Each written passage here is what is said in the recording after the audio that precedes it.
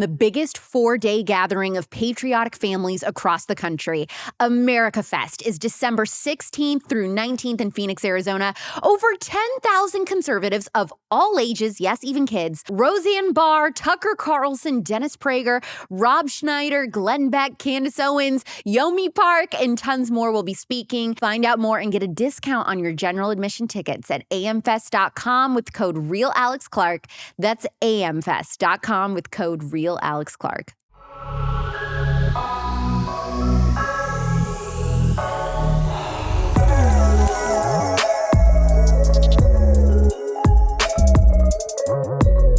It's you. Hi, you're the problem. It's you. Or is it? How do you know if you're the one with the issues versus your partner in your relationship?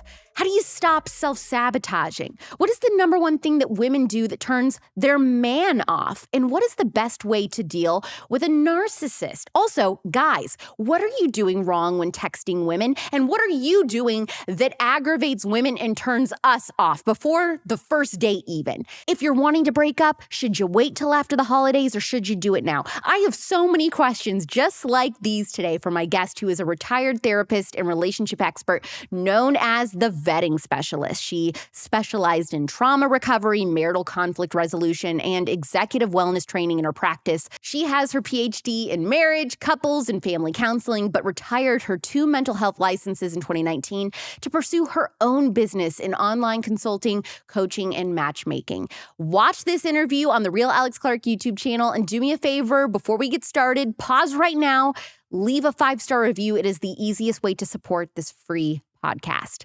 Please welcome Dr. Taylor Burrowes to the Spillover. Most important question first. Is it better to break up with them before or after the holidays? Well, I like to tell people to not get too involved before the holidays because there's that cuffing season energy, right? So try to slow down and pace yourselves. Get through the holidays single before you press the accelerator, like the gas pedal, in a relationship when you're dating. So what happens if you've been dating for a while and you know, like, okay, I'm ready to end it, but we're right now, right before Christmas? Like, do you just get through Christmas and then wait till after, or do you think it's better to just get it over with? It depends on how far along are you? Because if you have kids, I usually say wait until after the holidays.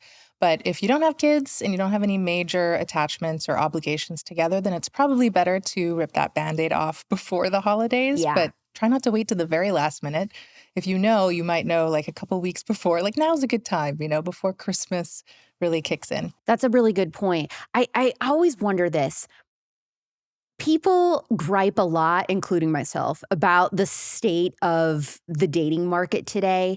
But my question is, do you think that it really is worse than it's ever been? Or does every generation say, oh, everybody before me had it so much easier? I think there's been hard things in the dating world at all different types of eras, right? Like when you were in the 1800s, it was probably really hard to date, right? Like really hard to pick a suitor and know how to get to know them because it was so formal and pressured. So yes, I do think there's been difficult things at all stages. But right now, gosh, I think that is very toxic, not just because of being single currently, but because people's mental health has deteriorated a lot. I think people have become more of a victim lately, that they are not controlling their emotions or not regulating their emotions, which is a huge problem. And they're feeling more righteous in their victimhood. They expect special treatment. And so whatever their problems are, they're kind of waving them proudly like a flag instead of taking accountability for their problems and trying to fix them. So that to me presents more of an issue in the dating market. How are we there though? Because everybody I know is like obsessed with their therapist. Everyone is going to therapy, and yet we're the most mentally ill, it seems, and unstable we've ever been. But what would happen if all their problems got resolved? They wouldn't be going to therapy anymore. It's just become a dependency. That's the thing. I have always wondered that. I mean, you are a former therapist. what's the deal? I mean, are some of these therapists purposely not fixing problems so that you'll keep coming back? I'd like to believe that that's not true. Of course, there are probably some that are a little bit, feeding that cycle. But I think a lot of therapists were victims themselves. I definitely had trauma in my background, but I feel like I resolved that. But I think some people still have a lot of that victimhood that is sort of playing out in the therapist role. And they kind of teach their clients how to leverage their own victim status and seek sympathy from other people as well and expect that special treatment. So I really do encourage therapists to go through the process of therapy themselves, because if they haven't resolved those traumas, if they haven't healed those wounds, they could be doing more damage, well-intended, but damage to their clients and not realize it. I've never even thought about that concept, that there are therapists that maybe have never even done therapy. Yeah, I asked this question on Twitter. I did a poll for anyone who's in the field. What was their experience of therapy or supervision? And there was a wide variety of experiences. So some people had years of therapy. Some people only had what we call supervision, which is when you are studying to be a therapist. You have to go to kind of like your boss who supervises your clinical work, and you share with them your experiences clinically with the clients, but also personally, like what comes up for you as a person. Ooh. So some people, every program is different. So you never really know if that person that you're seeing went through it themselves, which I think is a reasonable question to ask. I think that is a good question to ask, especially, I mean, people talk about like therapist shopping. How do you find the right one for you? So you think that should be one of your questions that you ask, like, have you ever done therapy? Yeah. Okay. I think you should be asking your therapist questions, like not personal, inappropriate questions, but you should be able to vet them basically Yeah. and find out what is their response to just being transparent, because you want to know what are their values. And the therapists that are very defensive about answering those questions because it's just not professional, like I don't bring myself into the therapy room, my values are not important. I think that level of, I call it compartmentalization of personal and professional, is unhealthy. And it's usually the people who they don't actually do as much good for their clients in the therapy room, because you don't have any real values-driven work, right? Like when you can align on values, I think it's a lot easier. It's much more productive for the client when they feel that they can relate to you on some level. Yeah, you brought up vetting, and you're known as the vetting specialist. Yeah. What is that? So vetting is the process of getting to know someone objectively. So not just like, how do you feel about them, but you want to know, one, you're vetting yourself first and foremost. That's the first step of vetting. And then you're vetting the other person, like their internal characteristics, their psychology, their patterns of behavior and stuff like that. But then the third level is you're vetting the dynamic between you, because you could have two healthy, fabulous people, but the combination of the two of you together doesn't quite gel. Well, and that's the one of those things where people say just push through it. Like if it's a really bad first day, go on a couple more. How long, if something isn't feeling right that you can't quite put your finger on, how long should you push through that or ignore it? Well, I don't think you should ignore it ever. Okay. It's important to address those things with yourself, but also with the other person. If you don't feel curious, drawn to them, like you don't really want to see them again, that curiosity is not there, then you shouldn't feel obligated to, just because they check off the boxes, because they're attractive, kind of in black and white terms, they're attractive, but there's just not that chemistry between you. Now, don't get me wrong, like chemistry is not the most important thing, but it depends on how you define it. And I use a few different definitions of chemistry, but you do need to have that connection, that spark between you, that just, it sort of lights you up when you're around them. Like you have to have that harmonization. I don't know if that's a word, but Yeah. like you have to kind of just get on the same page. And so what are some of the questions that you should ask when you're vetting somebody? Like what are some examples? Well, I do encourage people not to think of it as like a interrogation, Okay. right? Like, And see, I'm guilty of that. I'm always like making people feel like they're on a job interview. So because I do this for a living. yes, that's right. I mean, obviously you're going to be asking questions in the process of a conversation, but like just how we are talking now, like you have a natural way of conversing with someone. So it's going to be contextual, it's going to be organic, it's going to be based on what is brought up in the conversation, where your mind goes, like where does your curiosities, where do they fall? And so you want to dig a little deeper and find out a little bit more about someone. But you're not going to be running through a list of questions. Like that's not what vetting is. And a lot of it is observational and experiential. So it's implicit in another way of what would be like something that you might observe when you're vetting somebody on a first date? Oh, well, how do they chivalry stuff? Like if you're talking about, their behavior, for a man's behavior, like does he open the door? How does he treat the waitstaff, and vice versa for the women as well? And just general manners, does she have grace or elegance? And wardrobe, even just observing like the way that they're dressed, their grooming, and their language. What kinds of language do they use? And their patterns of communication, like do they interrupt?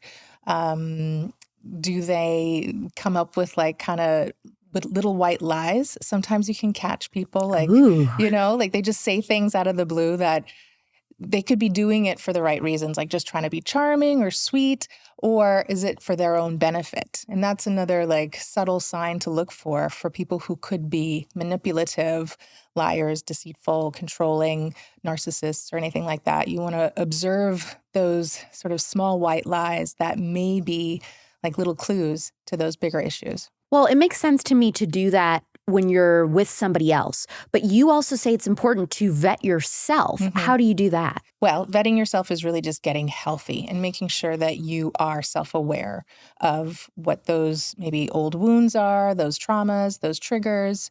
And I'm careful about using the word trauma. I mean, I was a specialist in trauma when I practiced, and I think that word gets thrown around way too much. Me too. Okay. So, when I say trauma, I'm usually talking about big T trauma, sexual abuse, domestic violence, things like that. But, nowadays people use trauma as in disagreements or people just having conflict. And I think that that's overblown. So when you have unresolved trauma, usually that's an indication that you're unstable, you're unhealthy, you haven't clarified and calibrated your own judgment, because vetting requires good, clear judgment. So anything that would get in the way of that are the things that you need to do to vet yourself. What about people that their friends would say, she has such a bad picker? Like she just always chooses terrible guys. How do you explain that? Exactly. That's a perfect example. So not having a good picker is the problem. So it doesn't matter, who you pick, like how attractive he is, how successful he is. What you're not seeing is what you're compatible with. And so when you are not self-aware, if you don't know what matters to you, what your values are, what your goals are, what you need, the lifestyle that you have to develop for yourself. Like if you're just living according to what you think you should be doing, other people's expectations of you, then you're going to be picking the wrong person that's going to fit with that lifestyle or that personality, those behaviors that you've developed over time. So first and foremost is clarifying who you want to be and the kind of lifestyle that you want to lead. I also think about guys that I know who always seem to go for these like super complicated, overly emotional women. Why are some guys drawn to women that are like, it's like wounded birds? Oh, gosh, yes. The rescuer. They love those dramatic women that are very exciting. And I think part of it is one of the big traps that I see my male clients and generally men fall into is because there's such a deficit in healthy femininity out there that they see weaponized vulnerability as feminine. So weaponized vulnerability. Yeah. Okay, wait, that is so strong. So elaborate what you mean by that. So vulnerability should be something that is good and positive, right? It's when you're able to open up, you're able to be transparent and honest and connect with someone on a more intimate emotional level. But what we see are these women, let's just say in this instance that we're talking about, women who use that to their benefit. Maybe they're just broken, they're lost, they're dramatic, they're always complaining, they need something. And so that condition that they have, basically, their sort of personality condition, it causes them to be needy. They need men to rescue them. And so men who are not secure and stable and objective, they will be drawn to that because it seems very vulnerable and alluring to them, because it is a part of femininity, but it's the immature and unhealthy part of femininity. So we want to have vulnerability as a feminine woman, but it needs to come from the right constructive place, and for us to have the ability to regulate our own emotions and not need somebody, not be dependent on someone to rescue us. That's brilliant. And what could you guess that a guy who goes for women like that might have experienced in his own childhood? Well, he's definitely mommy issues? Yeah. I was going to say these kinds of insecure attachment problems, right? They go way back in what they experienced with their own parents, and whether it was their mother or just their inability to get their needs met from their parents. They didn't have proper relationship role models.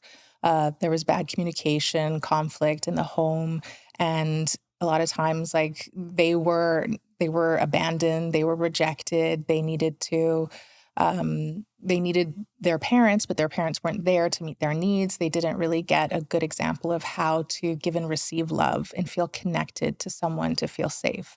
And so they may have developed this tendency to be attracted to that because it could remind them of themselves, right? Like just being this very sort of immature, emotional child. And this is subconscious. They don't realize they're doing that. Exactly. This is a pattern that a therapist or whatever would ideally point out to them, correct? Yes. Yeah. I mean, if you do the work yourself, you can do a lot on your own, but it's really hard to sort of weed through all of this information out there. You get so many different opinions and ideas from YouTube and Instagram and Twitter and everything. So people get so confused. Sometimes by the time they come to me for coaching, it's like they don't know which way is up because they've heard it all. So sometimes it's just about sort of the proof is in the pudding, having the positive outcome, being able to feel stable and to feel content and healthy. And a lot of people don't know what that feels like. They didn't have that example growing up, and it can be off-putting. People can really be turned off by just that stability, creating that stability in their lives. And so even when you do get healthy, it can take a while to get adjusted to it and invite more of that in your life without it feeling boring and needing to blow it up. I think a lot of people have this idea where if things are calm and healthy, then it's boring. And so then you have these people that want to end the relationship and look for something else that's more exciting. What's going on with that pattern? Yeah, that happens a lot too. I find that a lot of those people that they need novelty, they need that excitement. It was probably modeled to them earlier on, whether it was in their childhood or it could just be previous relationships, right? Previous adult relationships in their past that they have not healed from, because a lot of people end up getting into new relationships too soon without actually working through. How long should you wait to date again if you've gone through a really serious breakup? Well, I definitely say take your time, even if we're not talking about how long after a breakup, but in general, you should not be rushing into a relationship. I would say you don't really know anyone for at least 2 years. This is something that I try to teach people. It's a little bit of a mental health practice experience, but there are some mental illnesses that lie dormant. Like what? For 2 years. You want to know. I'm thinking of everyone I know and who I've dated and we break up around the 2-year mark and what they might have had. Well, bipolar is definitely one of them. It cycles through periods of time that can stretch as long as 2.5 years. But generally speaking, some of those, and it doesn't have to be severe, the shit hits the fan kind of thing, but they will have this cyclical, problematic, destructive tendency, and they can kind of placate that or hide it for a good period of time. Because I know I've heard some coaches talk about like you want to wait the 90 days out because you don't really know someone for 90 days, but it's much longer than that. If you have had that experience, sometimes you realize whether it's a friend or whether it's someone you're dating that they can just change. All of a sudden you see a whole nother side of them, and it can be really kind of off-putting, like you don't know where it's coming from. And then you internalize that and question like, well, what did I do? Or, is it me or something? And how can I fix it? What can I do to change it? But sometimes it's just with them.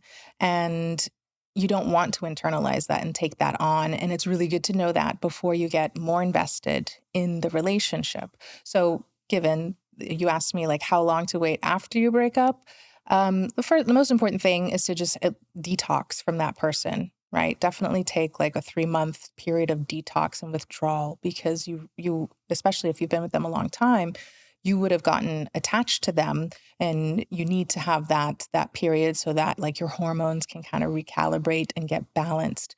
And then it's going to take that self-reflection time. So on top of the 3 months, then I would give it another couple of months. But you can vet new people without making it a romantic thing, right? So that's what I encourage people to do. I say, focus on being single, friendly, and social. Ooh, single, friendly, and social. Okay, hot girl winter. Oh, I love it. Yes, it's so important to have that mindset, and people just rush into dating so fast. So when you can just chill out and not have that pressure to go on dates, I find it's much more relaxing and freeing and fun. I'm single, and when I say single, and I'm not talking about myself, but for the single people out there, like when you're single, that means you do not have hookups, you do not have dates, like a different date every week. You're literally just single, but you're getting to know people as a single person. It's you and sleepy time tea, and that's it. You don't have to be boring, but I think it especially for women, right? For women, I think it's so refreshing to just be able to have that boundary. And it makes life so much easier because you don't have to worry about like feeding that attraction that you have for someone. Just because you have feelings for someone, you don't have to act on it. You can just get to know them and not go out on a date.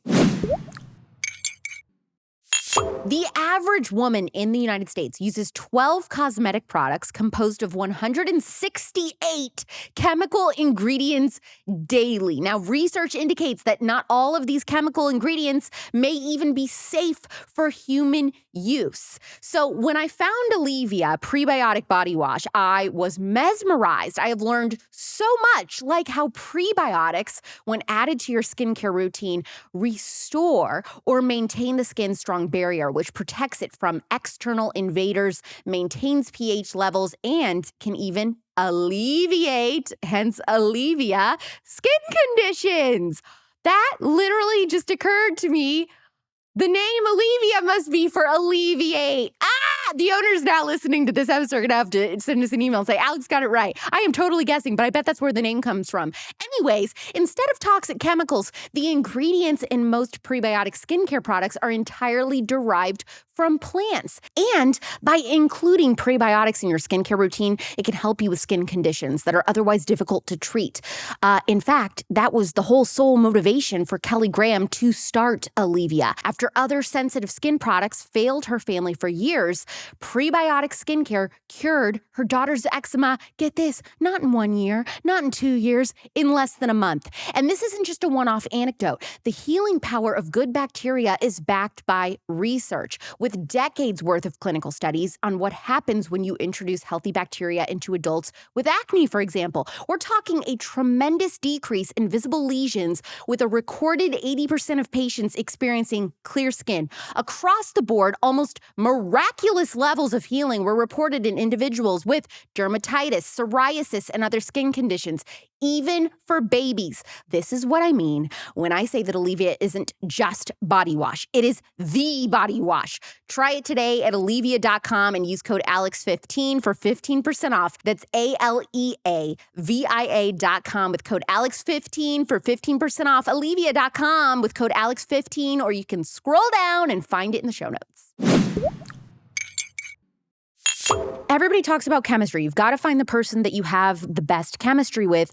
You taught me that it's not just this blanket chemistry, that there are different types of chemistry, good and bad. What are they? So sexual chemistry is the obvious one, and then there's emotional chemistry and intellectual chemistry. And they're all really important, but recognizing that the sexual chemistry one is usually what we focus on. That's the desire, the attraction, the lust, the polarity, the infatuation. The emotional side of chemistry is more about the connection, emotional intimacy, attachment, the bonding. And the intellectual chemistry is really just that intellectual compatibility where, you're on the same page, you get each other, you can entertain each other, you can have long conversations, and you don't really get bored of having each other around. So wait a minute. Can I just ask you in that regard, how important is the chemistry you feel when you're texting back and forth with somebody? I think that you can master the texting process. Because some girls are like, he's just a bad texter, give it time. And I always am like, the relationships for me that have been the best have been the ones where immediately, even in texting, I feel chemistry. Yeah, I mean, I wouldn't say like something like a blanket statement that you should have the chemistry in the first week of texting. If you can't get that rhythm going, definitely meet in person and confirm like what you feel for each other. But you can improve it. You can definitely work on it. But men have a really hard time with the whole texting process. I would group them differently. So the sexual chemistry piece, I put under this category of desire or like I said, it's lust, passion, that kind of stuff. And the emotional intimacy or the emotional chemistry is like emotional intimacy. It's under connection. It's under the love factor of my vetting system. Okay. And the intellectual chemistry is under compatibility. So a lot of people tend to overlook compatibility or downplay compatibility and really just focus on the feelings. What should actually be determining if you're compatible with somebody? Well, having shared values, shared goals, and having a similar lifestyle. Because you don't have to share interests necessarily. A lot of people get this confused. I see interests as sort of the micro level things, but compatibility is based on macro level things. So the bigger picture stuff. And those are going to be like your core values. So whether that's health, fitness, it could be creativity, it could be family, any of those big picture things, you want to align on those values, faith, it could be political ideology, things like that. But in the way that you express them, your interests, they can vary. So you don't want to get too hung up on, well, I was talking to a client today and she was saying how she likes dance and she wants to go out and see performances of dance. And I was suggesting to her that she needs a partner who's going to appreciate that kind of arts and culture, right? Those kinds of things. That needs to be important to him. Because you're saying don't look at it as the specific activity, because if you're only bonding over dance, literally, then what happens if in 10 to 15 years, number one, with age, you're physically unable to dance or your interests just change. But you're saying look at it in the broader scheme of the arts, because within the arts, there could be, if you guys both like that, you might discover, oh, we love going to musicals together. We love, getting involved ourselves in community theater or going to art galleries or doing these things.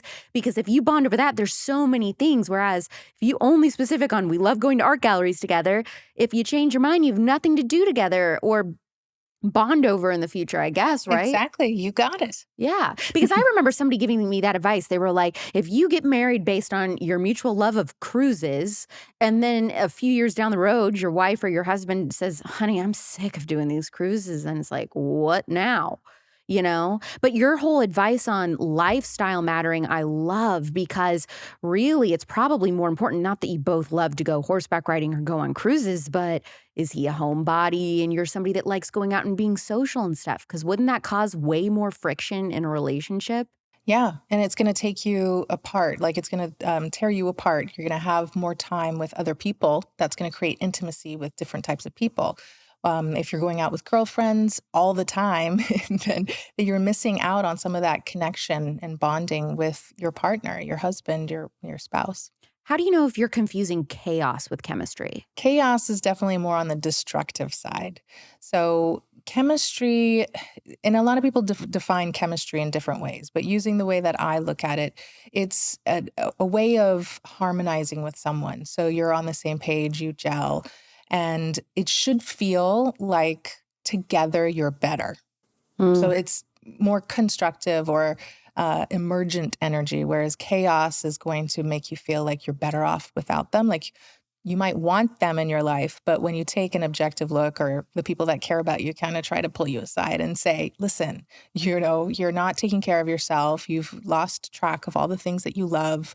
So you're regressing because of having that person in your life. And that's when they introduce that chaos that's destructive. How do you get out of a toxic relationship? It's like every time you try to leave, they have some way of reeling you back in. Yeah, I mean, it's definitely hard when you're in it and, you feel like addicted to the relationship and you're dependent on it.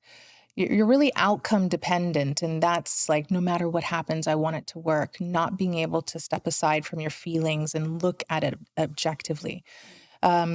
So, I mean, the point is the only way out of that kind of situation is really to get healthy yourself. And it takes a lot to just get to that point where you realize you have to prioritize your health, your mental health, your day-to-day health, like just being functional and making sure that you are taking care of your needs.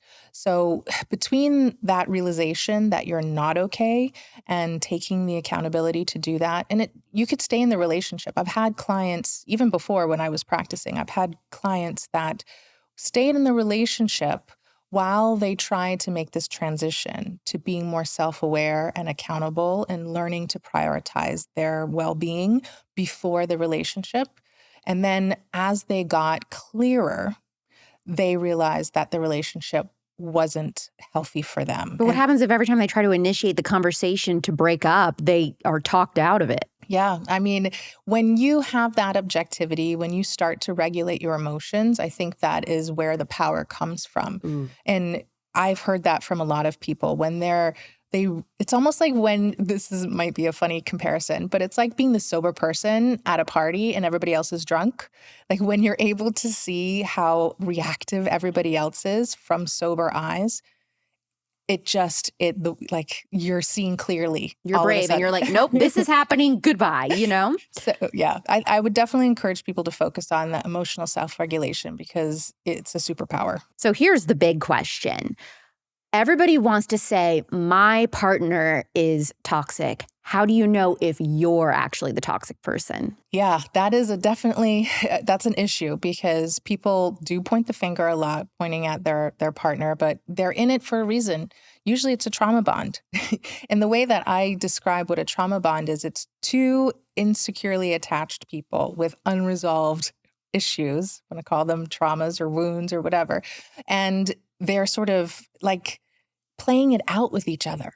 It's almost like having like they're the missing piece of your trauma puzzle and you're subconsciously trying to resolve it and work it out by dealing with them. And then it brings up all this stuff because then you're trying to get their approval and you're trying to, make them love you just the way that you are. And it's just an endless cycle. So recognizing that if you're with someone toxic, it's probably because there was a reason that you were attracted to them, and learning about yourself is really important. Like really just taking stock and figuring out, okay, how did I get here? And what is it about me that's keeping me here?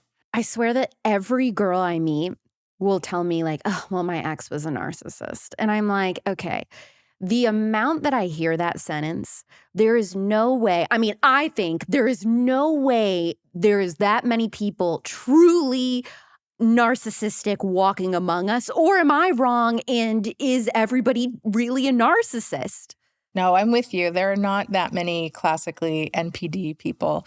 But there are a lot of different classifications outside of the clinical scope. So people can be the covert narcissist or the overt narcissist or the malignant narcissist, which is like more like the NPD, narcissistic personality disorder. But generally speaking, I think what they mean is just that person is selfish. They're entitled. They're maybe vain, all those kinds of non-clinical imperfections. That's the thing. People just, I think, have imperfections. I don't think everybody is truly mentally ill. No, I mean, there is a lot of mental illness, don't get me wrong, but and more so with women. So Yeah. there's a spike in I also mental hear illness. every girl has had dated somebody who was emotionally abusive. They say, my ex was emotionally abusive. Is that a real thing? Yes. But I'm just like, what is true narcissism? What is true emotional abuse? Yeah, I mean, it's not as much as people say it is. They complain a lot more, or they use those terms inappropriately to describe things that are more, regular problems. So again, that goes back to just what I was saying before about like people talking about disagreements and conflict and magnifying that into something clinical when it's not. So learning how to communicate properly and conflict properly and manage your emotions more like responsibly by regulating your emotions, that will resolve a lot of these problems in relationships. But instead, they just point the finger, which in itself is a signal of narcissism, right? Is just not taking responsibility, not having empathy, and abdicating any kind of role in it. How do you spot a true narcissist? Well, true narcissists lack empathy. This is something that it's usually pretty obvious when you see someone that lacks empathy. It's beyond stoic, right? Because people misunderstand what stoicism is. So this is more like an inhuman, kind of person where they just feel very detached. But also they have this grandiosity about their personality. Like you're crying and they're like, so what are we having for dinner tonight? Yes. Like something like that. That very detached, lack of empathy, feeling like they're very, showy. They think very highly of themselves beyond just boastful or something. Like it's a really big personality. I mean, I can think of some personalities that are popular. Tell us. Yeah. Well, I Andrew Tate is probably one that comes to mind, right? I would agree. Definitely very grandiose in his personality. But I wouldn't say he lacks empathy. So I don't think he fits the definition, but definitely the grandiosity I wanted to describe. And no, that's good. That's a good example. Okay. So in addition to the lack of empathy and the grandiosity, they're definitely going to be seeking validation. Sometimes there's some insecurity underneath that, sort of arrogant personality that they're avoiding. And so they cope with that by overcompensating with the arrogance. And there's going to be manipulation, controlling behavior, it could be lies. They could be very destructive as well, just to get what they want. So it could be sadistic even. It could be as destructive as being sadistic, which is hurting other people. Okay. Right. Okay. So antisocial behaviors we're talking about. So on that level, that person is like the criminal level of narcissist. And is it ever possible for somebody who struggles with narcissism to change? Is it a struggle even, or it's like if you are with a true narcissist in the clinical sense, you just have to leave? Yeah, if you're with someone like that, I wouldn't advise to try to work that out. Like, does therapy actually help them or no? It's not something that's really a treatable thing. Narcissists don't normally end up in therapy by choice. Oh, okay. Well, that makes sense. But people who are not really NPD, but who are referred to as a narcissist, who are maybe more arrogant and maybe bossy, or they want to have their way. Maybe they're high-powered business people or something like that. They're not classic NPD. But they are self-absorbed and they may be a little bit, in their own world and not care so much about your problems. They're focused on what they want to get done and being right and getting their way. You can fix those people, I wouldn't say fix, but you can definitely improve on their behaviors if they show up to do the work, usually because something they want is at risk. Yeah. Okay. That's brilliant. You say that men always know if they're not going to marry the girl, but that the girl rarely knows that's the case. Where is the disconnect there? Gosh. So men typically will know sooner if the girl is someone he would marry. But I am hesitant to encourage people to talk about the love at first sight kind of thing. I think it's lust at first sight. It's not quite love at first sight, though it turns into love over time. And so people will look back on that and be like, well, it was love at first sight. Like, no, not really. But I get what you were saying. You knew you wanted to marry her and it worked out. You did your vetting after that and you found that you were compatible and the two of you got on the same page. But women generally will take a lot longer to figure out that he's the one for her. She might fall in love at first sight, as well, just based on lust and infatuation. But I think you have to test a man in a lot of other ways to make sure that he's going to be the right man to marry, because marriage and children comes with a lot of burden, a lot of risk. And so women tend to wait it out a little bit longer before they know. Are you a CPEP girl? A CPEP girl all the times like me? Well, for all the CPEP girls, you must try NIMI Skincare's Overnight Recovery Sleep Mask. Wake up to skin that feels soft, refreshed, and have a natural glow. The Overnight Recovery Sleep Mask from NIMI is this gorgeous lavender color. Oh, I love this color. It's like literally my favorite color right now. And it's an intensive moisturizer that can basically be worn all night for extra hydration. It is packed with great vitamins and oils that your skin loves, like hyaluronic acid, vitamin E, and shea butter. This mask works while you sleep to make your skin feel great every morning. Plus, the lavender scent helps you to relax, supporting a better night's sleep. Pour yourself a glass of tart cherry juice, put on your robe, and let's get this CPEP girl party started. Before 10 p.m., please. I have a bedtime now. Try the new Overnight Recovery Sleep Mask from NIMI Skincare at NIMIskincare.com with code AlexClark for 10% off. That's NIMIskincare.com with code AlexClark for 10% off, or find the link in the show notes. Are rebounds after a breakup healthy, in your opinion?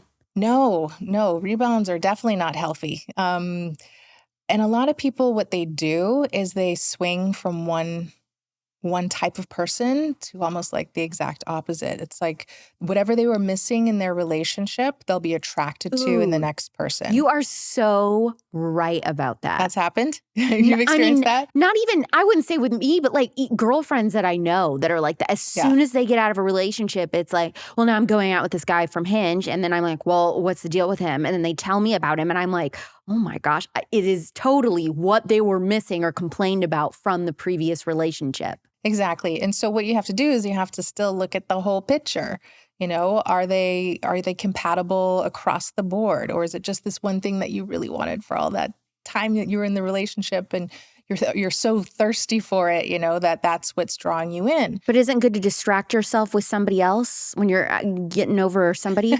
I would say no. Okay. I would say you can meet your needs in other relationships. Like with platonic relationships. Right, with friends and family. So definitely work on your secure attachments in other non-romantic, non-sexual ways.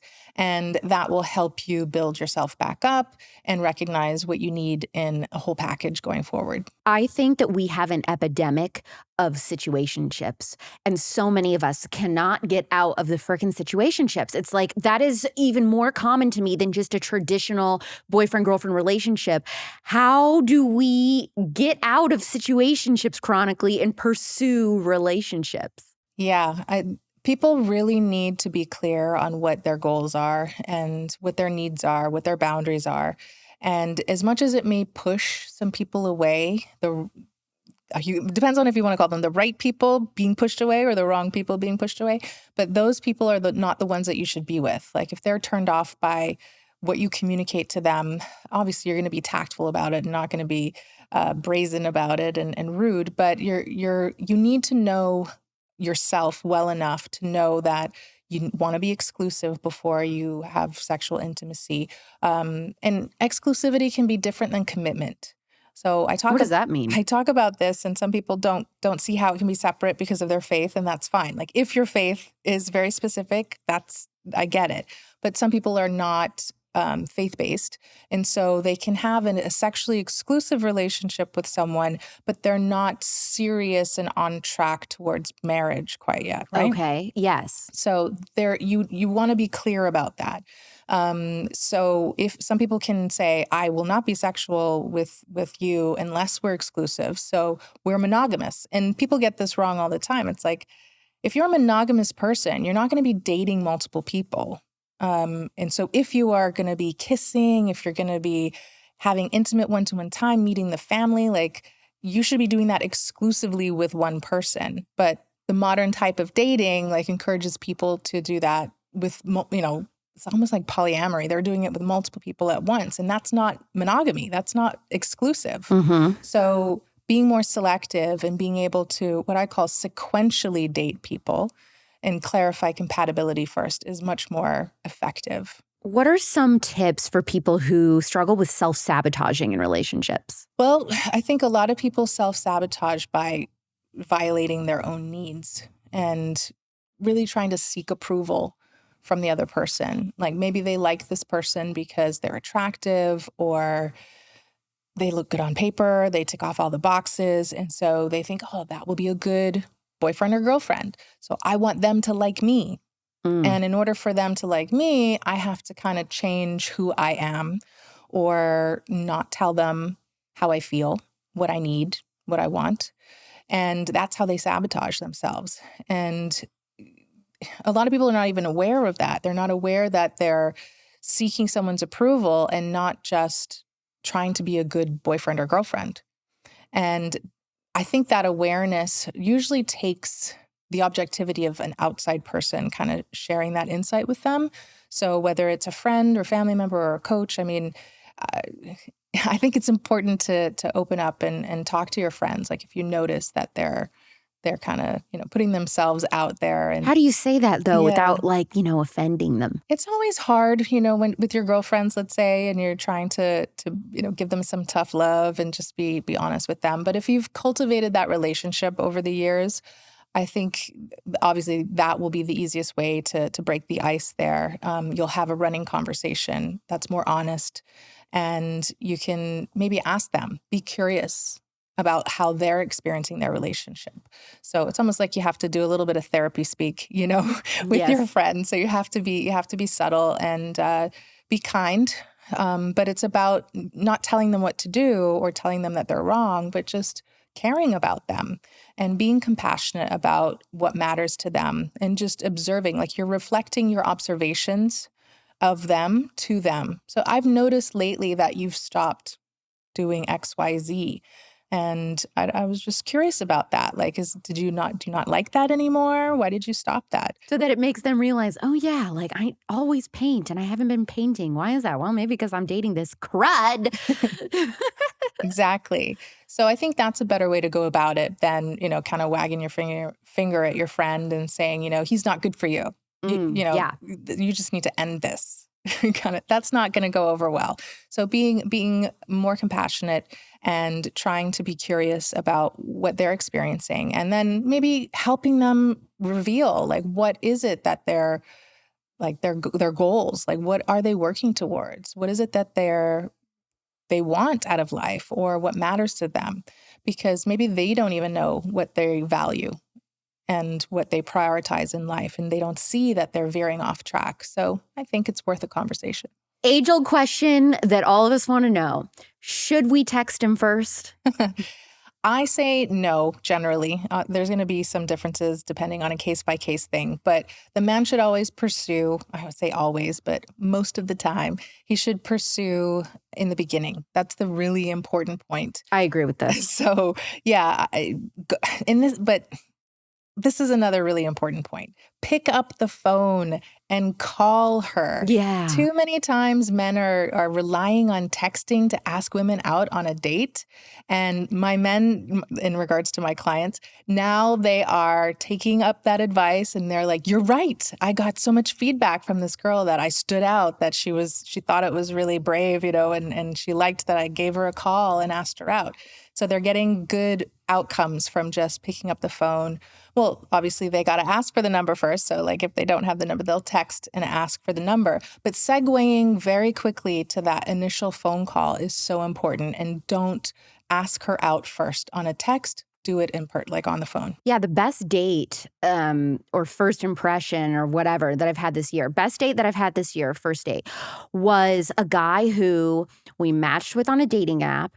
And then, yes, we texted for like a few hours or whatever, kind of getting to know each other. And then he asked me out to dinner for later that week. Well, like 2 days before the planned dinner, he's like, hey, what time are you going to be getting off work? Could I shoot you a quick call? And I was like, sure. That was like, very unexpected. But he called me and talked to me my whole way home from work. Just a little bit of like, nothing crazy, but a little bit of getting to know you, questions, probably to like make sure it was going to be comfortable for us meeting then face to face at the dinner. But also telling me like, I'm still looking forward to our day. I want to make sure that you're still good for it. But, I can't wait to meet you and all of that. I just figured I would call you first. And I appreciated that so much. And then the first date was phenomenal. Didn't end up working out, which is a very sad story. And I still am like sad about it. But it was the best date that I've been on this year. And that's what he did. So I totally agree. And I always get flack for that. I say that is my thing. I will never text a guy first. I say I'll never text him first. It doesn't mean what you're saying that later on the road, if we're in a relationship, of course I'm texting first, but that's after we are in a relationship or, established dating for a while. But yeah, in the beginning stages, I love he should be texting first. And I think the difference is when women usually reach out and text first, it's because she's not seeing you romantically yet, usually. And that's when it doesn't really have the same meaning, right? But when a woman likes you romantically and wants to make the first move, that's kind of a masculine gesture. And so I encourage the men to do that and for women to hold back. Yes, hold back in the beginning if she already knows she's romantically interested. But if in the beginning you're just kind of friends, you're part of the same social circle or whatever, like sometimes like the woman may text and then he knows, oh, well, she texted me. So I've got to be on her mind on some level. So then it kind of shifts and then the woman may pull back a little bit. And that can confuse men too. It's like, oh, well, she texted me first then, but now she's kind of being a little bit less communicative. And I said, that's not an excuse for you to pull back more. That's an excuse or a reason for you to now advance and make it clear what your intentions are. And that's when he picked up the phone and called her and it worked? Yeah. Okay. Here's the other thing. What is going on with the guy that talks to you daily, is making plans with you, but then ghosts you out of thin air and just quits talking to you? Well, I mean, the likely explanation is that he's got something else going on, right? So you shouldn't have to play those kind of mental gymnastics to try to figure out what someone, like why they ghosted you or whatever. But oftentimes it's for selfish reasons. Whether or not it's about another woman, you might not know, so you don't have to have that answer. But generally speaking, it was convenient for him to pursue you, kind of not necessarily love bomb you, right? But he was coming on strong and then it disappeared. Probably because I don't want to say he was horny, you know what I mean? Like he was kind of like looking for some gratification. He was bored, whatever it was. Like it was not based on anything deep and meaningful. It was probably just some kind of superficial pleasure-seeking purpose. How do you actually get a guy to fall in love with you? I hate that question. Not from you, but I'm just saying like those kinds of statements, I feel like, every time I hear it, it's like nails on a chalkboard to me because you don't want to make anyone fall in love or get obsessed with you. I think it's so important to focus on who you feel is right for you. And when you're starting, I'm trying to think of me and Dennis, like in the very beginning, it was difficult because we vetted online for 9 months. And Dennis is your soon-to-be fiancé. Yes. Yeah. Hopefully I don't know if he knows that you know, but I'm... Yes.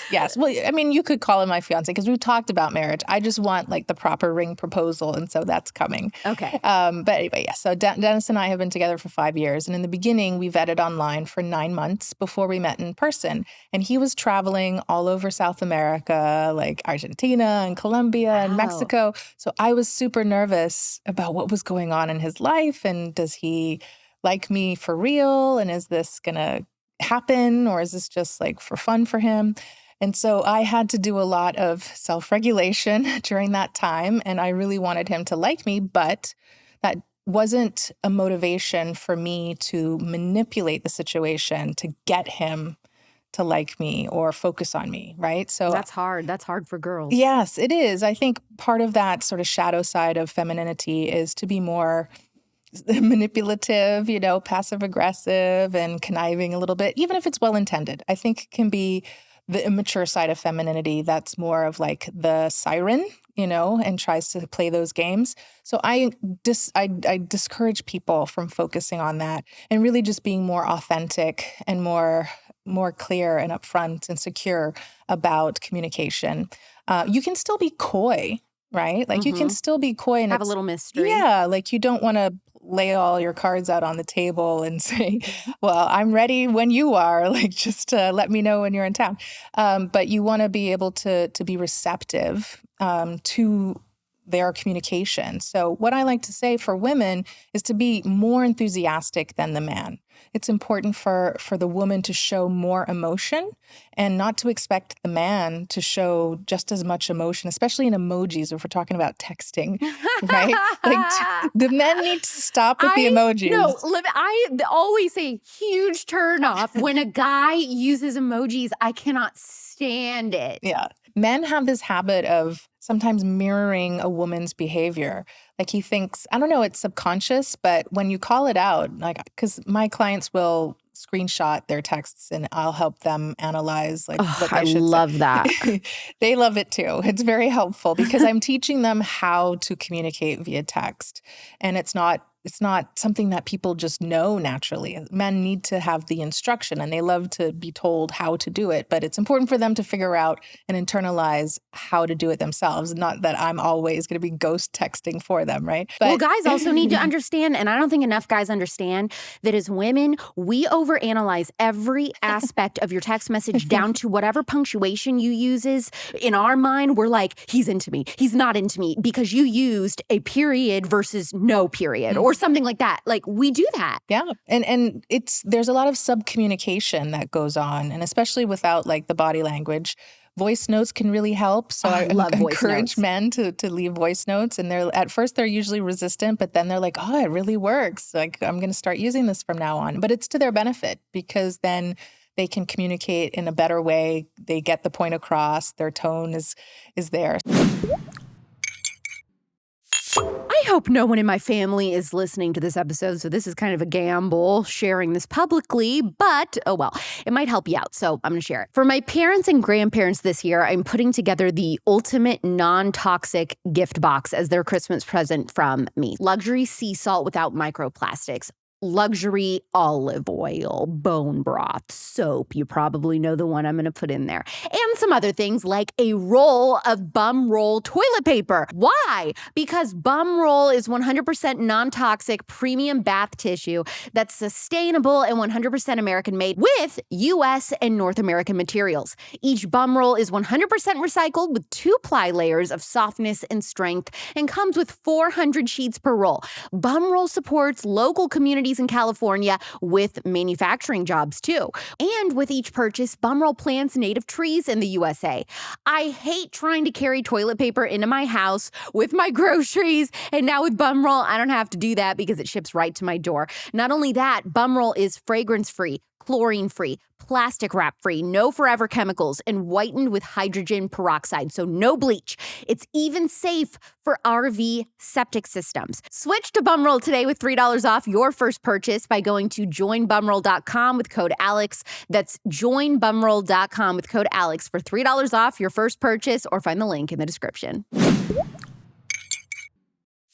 What do you think of this advice that girls need to marry the guy that's a little bit more in love with them than they are? Oh, that's another one. I've gotten a lot of pushback on my posts. I've posted about this so many times for years that marry the man that loves you more is horrible advice. How so? So it kind of speaks to what we were talking about before. Like women need to be more enthusiastic than a man.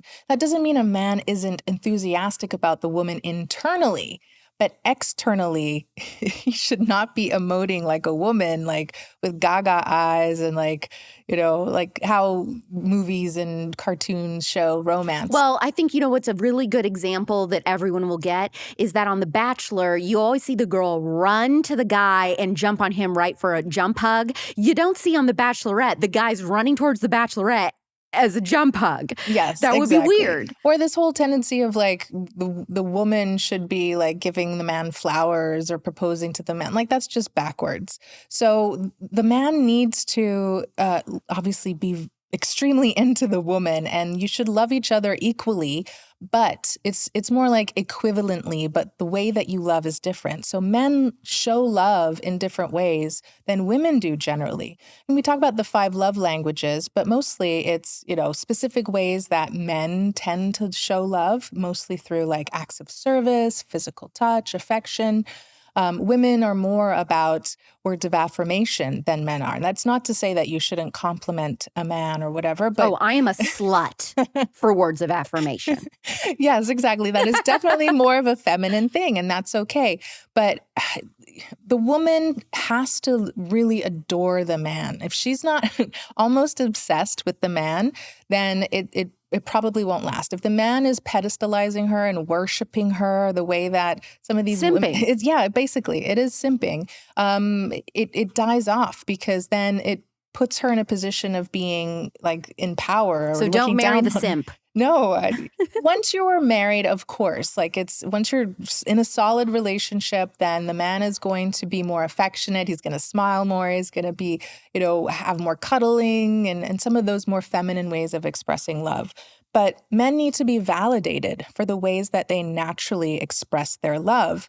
And I have great examples from Dennis because he signed me up for like this field craft. I don't know if any of the listeners know what that is, but that's like survivalist kind of thing. Cool. And so it's a form of love, right? I want you to be there with me and we're going to be a team and figure it out. And then the other day he's like, I packed your go bag, and he showed me my backpack and everything had like its place. Wait, that's so cute. Everybody's like getting last minute, gift ideas right now for Christmas. I've never even heard of that. But see, like a lot of women don't see that as romance or love.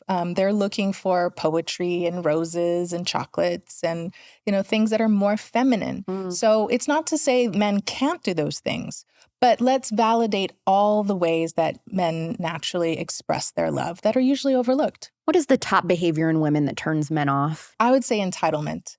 It's almost like it's a symptom of narcissism in a way, right? So you mean like bragging and saying like, oh, I'm just high maintenance? Well, high maintenance, yeah. I would say high maintenance is definitely a form of entitlement versus the high maintenance of like, I need to look good and I have high standards. Like that's not the type of bad high maintenance. I think bad high maintenance is being an entitled person who expects things for them that they don't give. So like those viral TikToks of a guy on the street going up to girls outside the club and they're like, what does a man have to marry you? And she's like, has to make at least $500,000 a year, this, and this. And then they go, well, what are you bringing to the table? Mm-hmm. And she's like, well, just, I'm cute.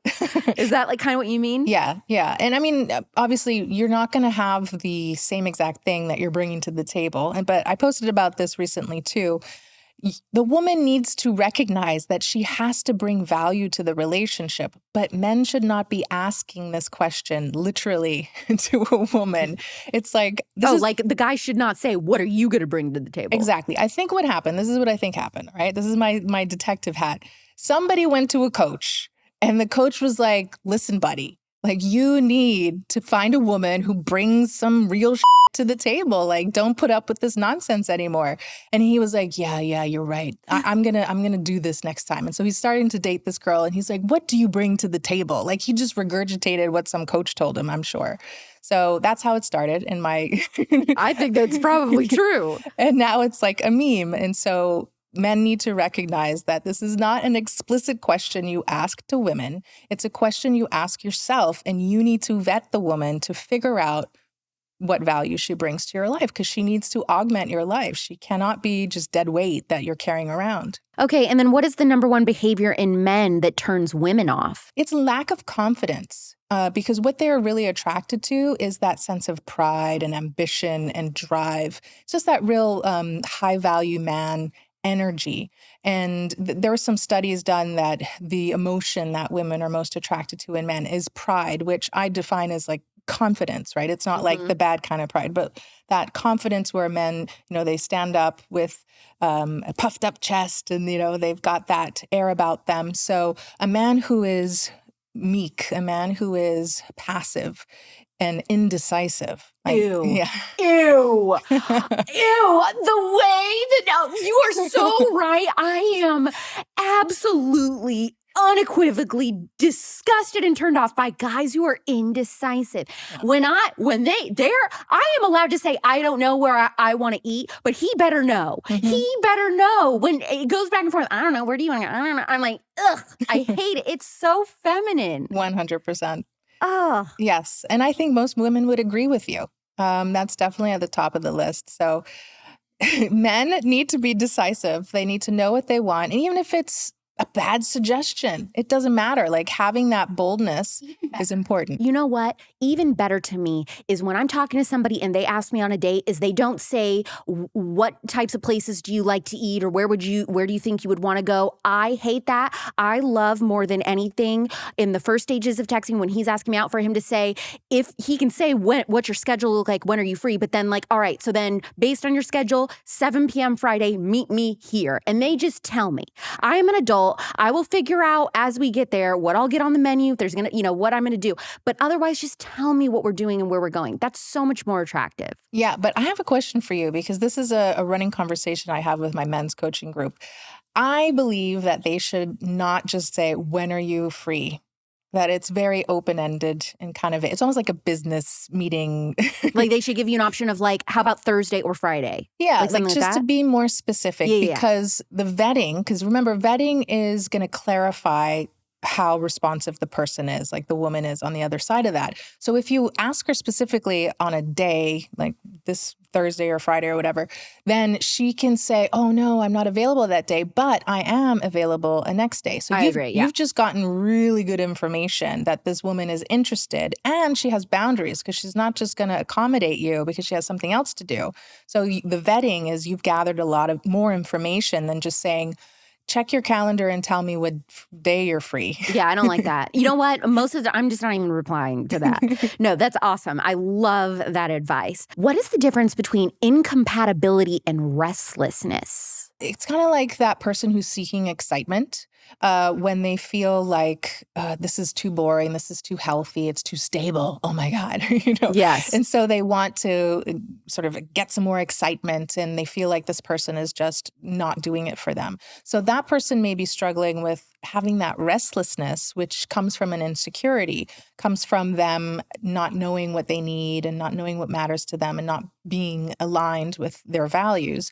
But it's not incompatibility necessarily. Like you don't even know if you're compatible with the person because you haven't vetted yourself yet. Ooh, okay. Yes, that is helpful. How do you talk to a partner about issues when every single thing you say, if it's in the slightest way critical, they perceive it as a personal attack? That happens a lot with people who are not able to regulate their emotions. They're very reactive. They're very defensive. Also a very feminine trait. Yes, it is. Definitely. And actually, when I was thinking about my answer, I was thinking of this case with a woman in particular who she's very reactive to any issue that is brought up by her husband. And he's accused of being a bully. Yes, I hate that you're bullying me or whatever just for bringing up anything that, you're bothered by.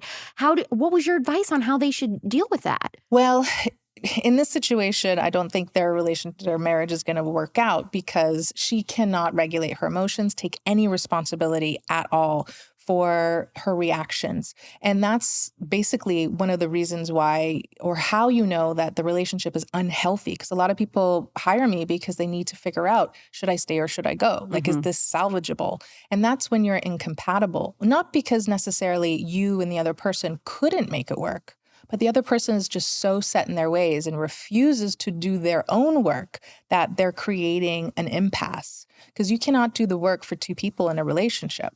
And so that person who's so emotionally reactive that no matter how hard you try to be accommodating and understanding and empathic and regulate your own emotions, take accountability, come to the the conflict table with tact and patience, if they're continuing to bring that reactive childlike behavior, then you have to start to detach yourself a little bit and recognize that this is their issue and you cannot force them to change. If they refuse to change, then sometimes it means that the relationship is not meant to last. Is the right relationship necessarily going to be easy? It will feel easier, right? Because there is a sense of comfort that comes from a healthy relationship, which sometimes people confuse as boring. But there's a difference between a relationship not requiring effort to make it work and a relationship feeling easeful. Okay. So that is the distinction that people need to focus on, because all relationships take effort, take work, but it should be easy to be with someone ultimately. They shouldn't be triggering to you constantly. And that's what a lot of people and a lot of coaches and therapists, I think, where they get it wrong, because they say, well, it's a mirror for you and it's bringing out your stuff and you need to work. It just means you need to do more work and grow. But a healthy relationship isn't triggering constantly. If there is no growth and that sort of problem is not resolved, then there's a problem there. I would call that a trauma bond. It's just re-triggering you constantly. Just because it's common doesn't mean it's normal. We say, oh, well, that's just normal for girls to experience this and this and this. That is not true. We are not supposed to have completely debilitating cramps on our period. A little discomfort, but it shouldn't be crazy. The food we eat during that week makes a difference. The types of workouts we're doing should be different that week. And guess what? The types of tampons that you're using could also be making your cramps worse.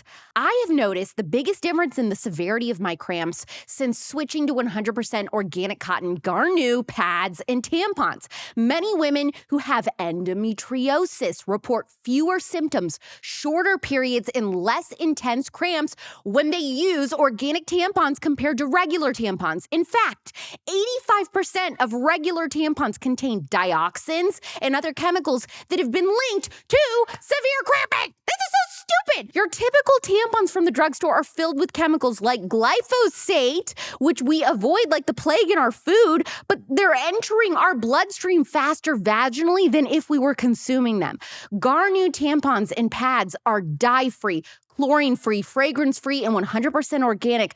They're also conservative-owned, cuter, and ship right to your house. Try them at garnuu.com with code AlexClark for 10% off. That's GARNUU.com with code AlexClark for 10% off, or find the link in the description. You are an avid supporter of living together before you're married. Yes. Why? Vetting. I think cohabitation is the last stage of vetting before marriage. And some people want to get married right away before they live together. And I know the research is pretty biased towards not cohabiting. Yeah, I thought it was that you're more likely to get divorced if you live together. But here's the thing, and this is the catch. That research did not look at properly vetted couples. And most research does not. So what they're using is usually having that compatibility based on faith, right? And so those couples that don't have premarital sex and don't cohabit usually align on their faith. And so that's a strong core value that is one of those vetting aspects that they've already clarified. So that's why those marriages usually turn out well and don't get divorced.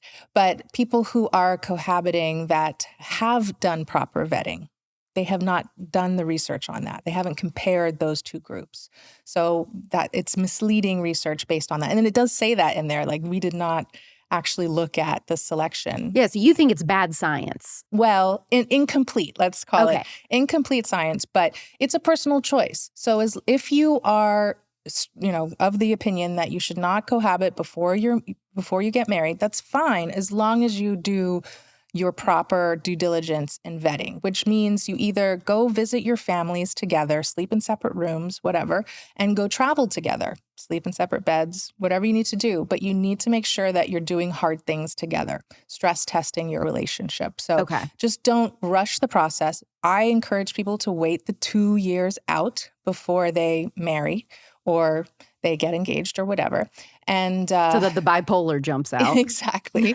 But in general, like there's a lot of things. It's not really time-based. It's quality of experience-based. Okay, that's actually a really good tip because you could go through crazy stuff in 6 months. I mean, or not. But what you're saying is, go on a road trip together, face adversity together, see how you get through that. Exactly. And, but then again, the caveat is if you can stretch that out for 2 years, you're just going to lower your risk of having any bad surprises later on that's going to cause divorce. How do you feel about couples, by the way, speaking of sleeping in separate beds, how do you feel about the couples that say like, well, my husband and I were totally happily married, but we just sleep better apart. We have different rooms or different beds. Yeah, I have a strong opinion about that too, but the research supports this, that sleeping together is better for your health and for your intimacy. And the couples that justify the separate bedrooms, usually it started off because of some kind of sleep dysfunction or childcare issue or different shifts or something like that. And they just never got back on the same page. And that's the distinction, is they started to get complacent and normalized this, sort of Band-Aid that they've put on the relationship. And maybe they didn't really look at the root cause, whether that's a physical health issue, like if it's snoring, or maybe it's a relationship issue. Maybe there is something that is causing the detachment in the relationship. Now, there's going to be some exceptions to this rule, but generally speaking, sleeping in separate bedrooms is usually worse for one person.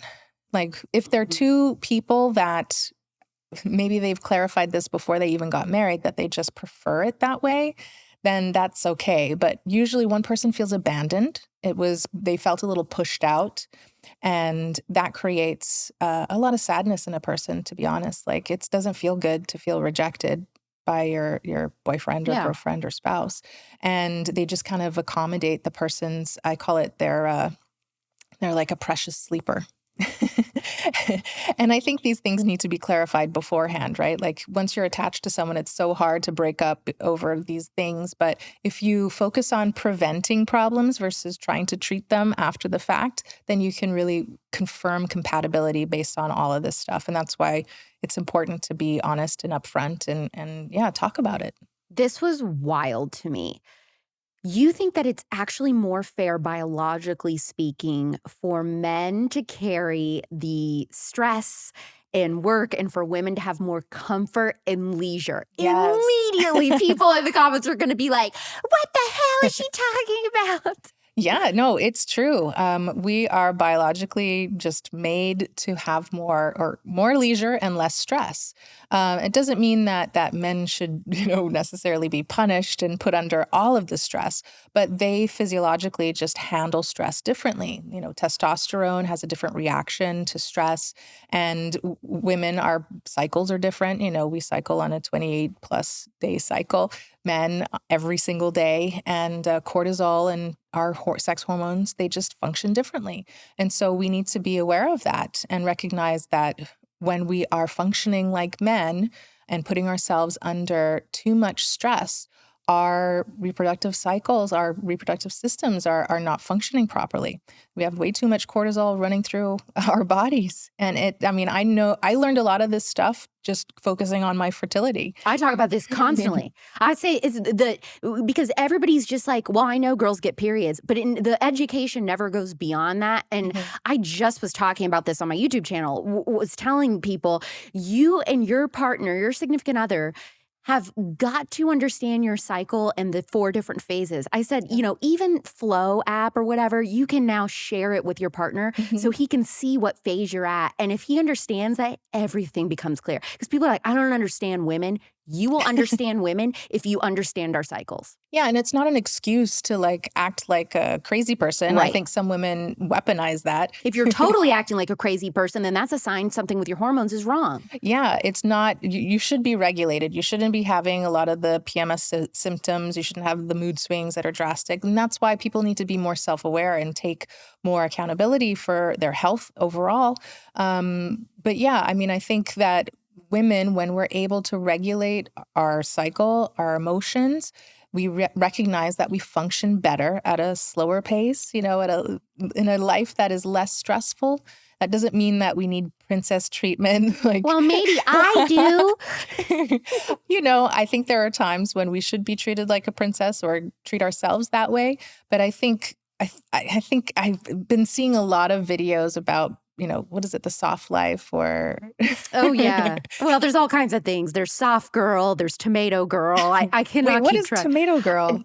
Don't even get me started on this. It's like every week there's a new trend on TikTok. It's tomato girl versus vanilla girl. And I don't even know what these aesthetics are. It's like crazy. But I think it's based on the same concept, right? And it's just recognizing that we need to be more aware of why we are different, why men and women are different. And that's a good thing. So I think it comes from a good place, but that's not a reason to be lazy and passive and don't do anything, It's just a matter of learning what you're better at and learning what your strengths and weaknesses are. I heard somebody saying, redefining what a gold digger was. Like, a gold digger is not necessarily someone who is looking for, a rich man or whatever. A gold digger can be considered a woman who is completely lazy and has nothing going for her and expects to be taken care of without contributing anything to the relationship. Yeah.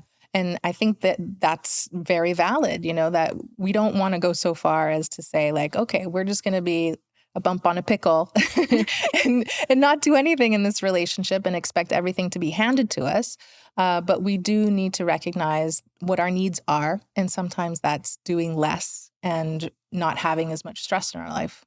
What is your most cutthroat dating advice that is not for the weak-hearted? Something that people always get wrong is that when it comes to masculinity and femininity, they are looking for someone who's 100% masculine or feminine. I think that is a really dangerous myth to have. People don't understand that that's a dysfunction, like being too extremely masculine or too extremely feminine, that we're really looking for someone who is integrated, who has found that, sort of that calibration, the balance between masculine and feminine.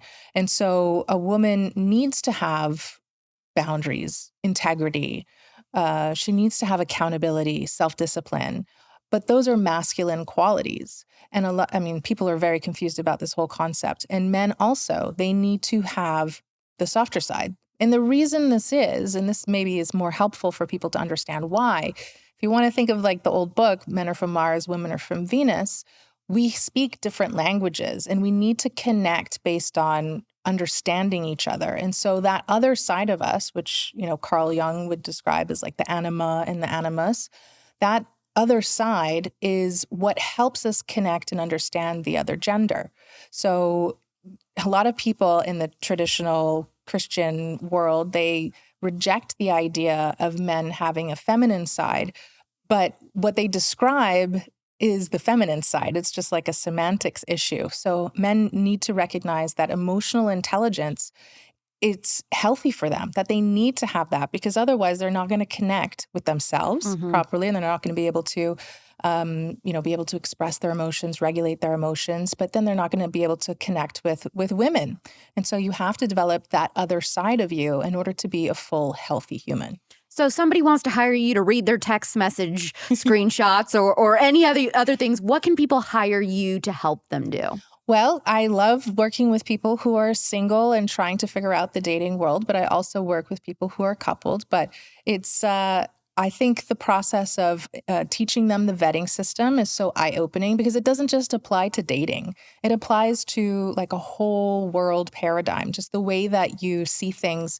You can vet Airbnbs, you can vet, places that you work or places that you live, and knowing what matters most to you, what your values are, what your goals are, how you can align all of that in your life so that you can be happy and healthy and stable. And a lot of people, it's new to them, understanding life in this way. So really teaching someone the vetting system from the ground up. So even before you're dating anyone, like when you're just single, friendly, and social. And so where can they find you on Instagram? At Taylor Burrowes on Instagram, and they can always just ask for a vetting call, and we can talk about if we're a good fit. They can vet me, I can vet them, and we can see if we're a good fit to work together. Dr. Burrowes, you were so fun and smart and insightful, and I feel like I learned so much. Thank you for coming on the Spillover. Oh, you're welcome. I've had a blast. Thank you very much, Alex.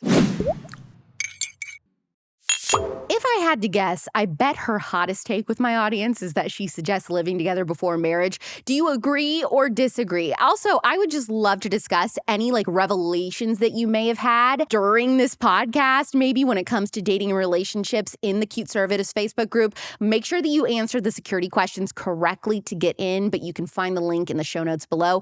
If you liked this episode, you will probably like an episode that I did in season 2 with celebrity and billionaire matchmaker Gina Hendrix. That's season 2, episode 13. It's from June of 2022. My Christmas wish is that you will leave a 5-star review for every episode until the end of the year. Please don't forget, it takes less than 10 seconds. I have a side question for you this week, by the way. This is when I say side, it's totally a rabbit hole and side cut thing. But while we're wrapping up and thinking forward for this podcast in the next year, do you like the podcast picture of me that we use, the sunglasses, the black and white with the sparkles? Or should we do a rebrand next year? Should I totally do something different for that picture? I'm trying to decide. Next week, I am interviewing the man who was the face of child abuse in the 90s. He was the victim of the worst child abuse case in California history and has grown up to be a best-selling author sharing his story. New episodes drop Thursdays at 9 p.m. Pacific or Fridays at midnight Eastern if you are on Eastern time. And you can find these episodes anywhere, Apple Podcasts, Spotify, and of course, you can watch them on the Real Alex Clark YouTube channel. I'm Alex Clark, and this is The Spillover. Love you, mean it. Bye.